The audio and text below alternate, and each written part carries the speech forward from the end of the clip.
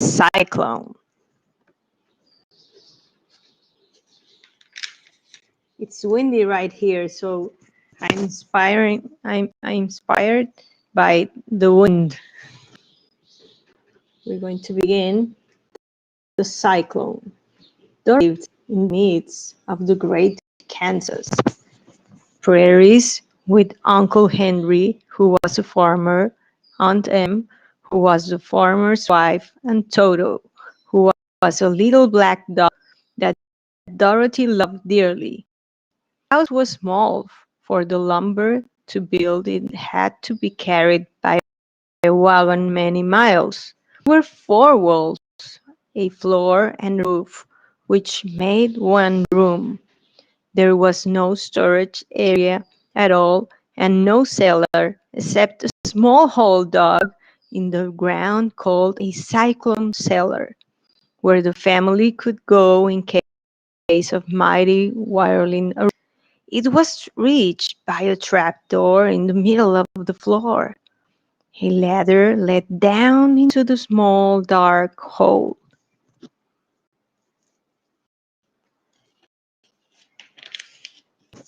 Today Uncle Henry sat up the doors and looked anxiously at the sky, which was even grayer than usual.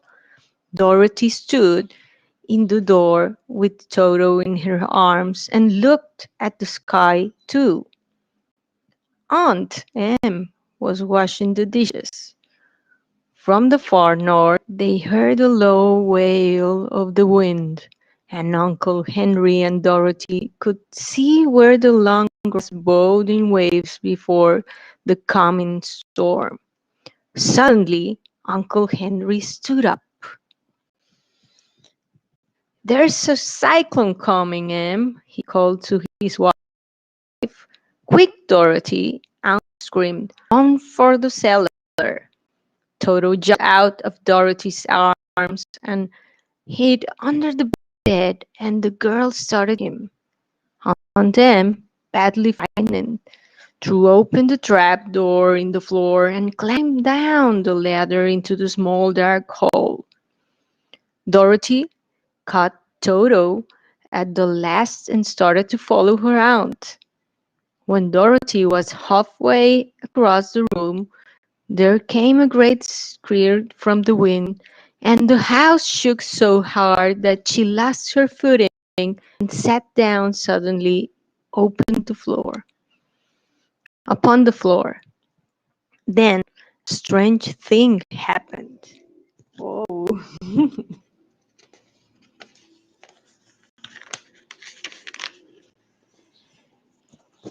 The house whirled around 2 or 3 times and rose slowly through the air. Dorothy felt as if she were going up in a balloon. It was very dark, and the wind howled horribly around her, but Dorothy found she was riding quite easily. After the first few whirls around, she felt that she were being rocked gently like a baby in a cradle. In spite of the soughing of the house and the wailing of the wind, Dorothy soon closed her eyes and fell fast asleep. Do you go to chapter 2? If you have kids, say your kids to come to hear chapter 2 of the Wonderful Wizard of Us. Hi to everyone at Instagram. Hi to everyone at Facebook, YouTube, LinkedIn. So we're doing a reading of the Wonderful Wizard of Us. I'm trying my best. The console with the munchkins. She was awakened by the thought, so sudden that if Dorothy had not been lying on the soft bed, she might have been hurt. The shock made her catch her breath, and Toto put his cold little nose into her face and winked sadly. Dorothy sat up and noticed that the house was not moving. nor was it dark, for the bright sunshine came into the window, flooding the little room. She sprang from her bed, and with Toto at her heels, ran and opened the door. The sun had set the house down very gently, for a cyclone in the midst of a country of marvelous beauty. There were lovely patches, excuse me, of green earth all about, with stately trees bearing rich and delicious fruits. Gorgeous flowers were everywhere, and pretty birds with colorful feathers sang, fluttered in the trees and bushes. While she stood looking eagerly at the strange and beautiful sights, she noticed coming toward her a group of the oldest people she had ever seen. Not as big grown folk she had always been used to, but neither were they very small. In fact, they seemed about as tall as Dorothy, who was as well a grown child for her age. There were men, and one was a woman, and all were oddly dressed. They wore round hats and rose to a small point a foot above their heads, with little bells around the brims, and tinkled sweetly as they moved. The men, Dorothy thought, were as tall as Uncle Henry, for two of them had beards, but the little woman's was much older. These people drew near the house where Dorothy was standing in the doorway. The little old woman walked up to Dorothy and made a low bow and said in a sweet voice, "You are welcome to the land of the Munchkins. We are so grateful to you for having killed the wicked witch of the East and for setting people free." Dorothy said slow, "You are very kind, but there must be a mistake. I have not killed anything." "Your house did it anyway," replied the little woman with a laugh. "Ha ha ha! And that is the same thing. See?" She pointed to the corner of the house.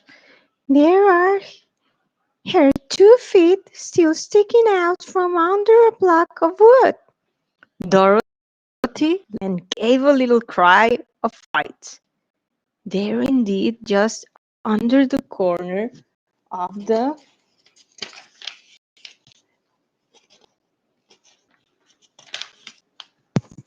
house were 2 feet sticking out, wearing silver shoes with pointed toes. Do you want to see the drawing? Okay, we're going to see the drawing. Here it is, the drawing. Look at the drawing. Feet of the wicked witch of the East. Do you see it? Okay, we're going to continue. Hi everyone at Instagram, Facebook, and all the channels we're here seeing. Oh dear, cried Dorothy, clasping hands together in dismay. The house must have fallen on her. Whatever shall we do? There's nothing to be done, little woman calmly. But who asked Dorothy. She was the wicked witch of the East. As I said, answered the little woman. She has held all the Munchkins in captivity for many years, making them slaves her night and day. Now they're all set free, and they're grateful to you for the favor. "Who are the Munchkins?" inquired Dorothy. "There are the people who live in this land of the East, where the wicked witch ruled." a munchkin?" asked Dorothy. "No, I'm their friend, although I live in the land of the North." When they saw the Witch of the East was dead, the Munchkin sent a swift messenger to me, and I came at once. "I am the Witch of the North." "Oh, gracious!" cried Dorothy. "Are you a real?" There was another witch in the story. This is the Witch of the North. Do you see it? Wow! But it was a nice witch, I think. "Yes, indeed," answered the little woman, "but I am a good witch, and the people love me. I'm not as powerful as the wicked witch was who ruled here, or I would have set the people free myself." Dorothy was going to ask another question, but just then the monkey Stanley silently gave a light shout and pointed to the house where the witch had been lying. "What is it?" asked the little old woman. She looked and began to laugh. "Ha ha ha ha ha! The feet of the dead witch had disappeared, and nothing was left but the silver shoes." Wow, shoes! I want silver shoes too. She was so old, explained the witch of the north, that she dried up quickly in the sun. That is the end of her. But the silver shoes are yours, and you should have them there. Dorothy was silver shoes down, picked up the shoes, and after shaking the dust of them, handed them to Dorothy. "The Witch of the East was proud of the silver shoes," said one of the Munchkins. "They have a magic charm, but we don't know what is it." Dorothy off her old shoes and tried on the silver one, which fit her as well as if they had been made for her. Wow! "I'm anxious to get back to my aunt and uncle, for I am sure they will worry about me. Can you help me find my way?" "You must go to the City of Emeralds," said the Witch of the North. "Perhaps Oz will help you." "Where's the city?" asked Dorothy. "It is exactly in the center of the country. It is ruled by Oz, the great wizard."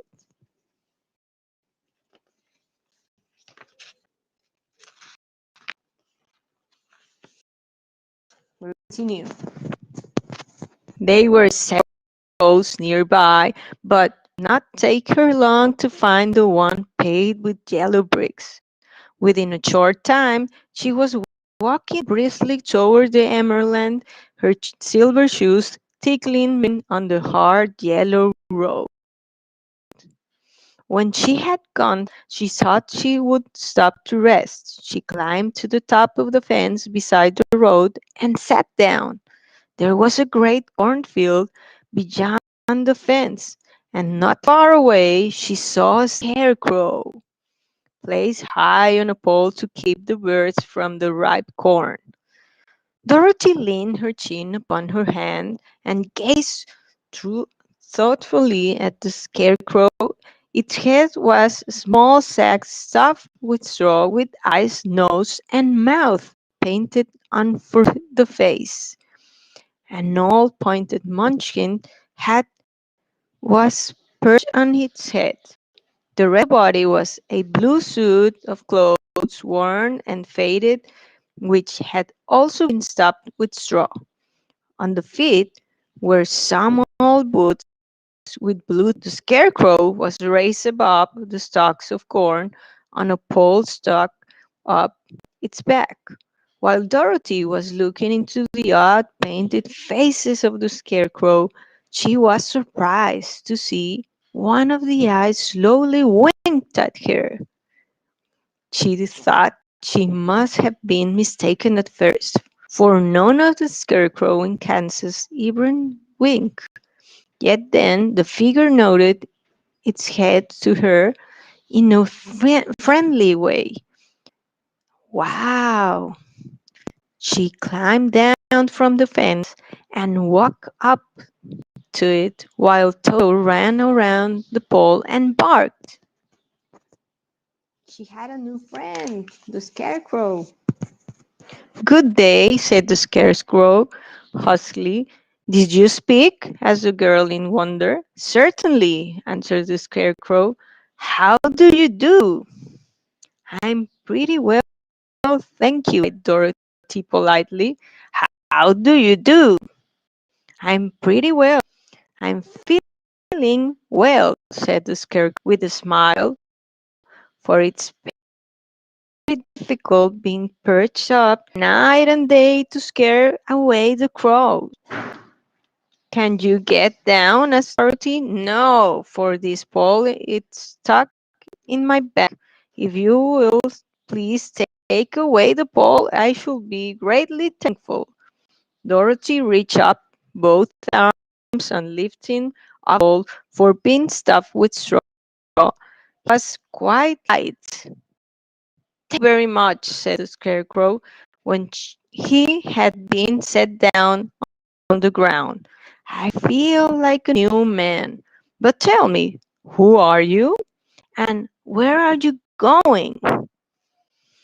"My name is Dorothy," said the girl, "and I'm going to the Emerald City to ask us to Kansas." "Where is the Emerald City?" he asked. "Who is us?" "Why don't you know?" she returned in surprise. "No, indeed. Anything, you see. I'm stuffed, so I have no brains at all," he sadly. "Oh," said Dorothy, "I'm awfully sorry for you." "Do you," he asked, "if I go to the Emerald City, that us would give me some brains?" "I cannot tell," she returned, "but you may come with me if you like. If us will not give you any brains, you will be no worse off than you are." "Thank you," he answered gratefully. They walked back the road. Dorothy helped him over the fence, and they started along the path looked brick for the Emerald City. So, you see, we're going to finish here on chapter 2.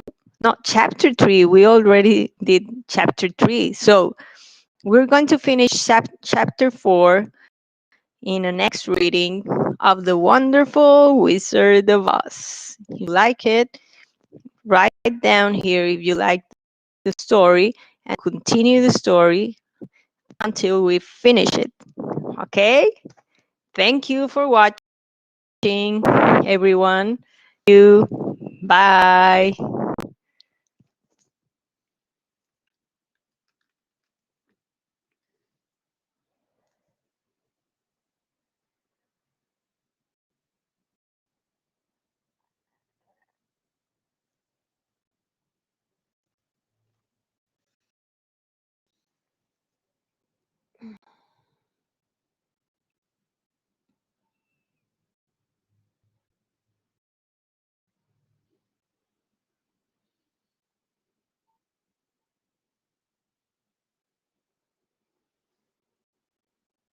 Bye.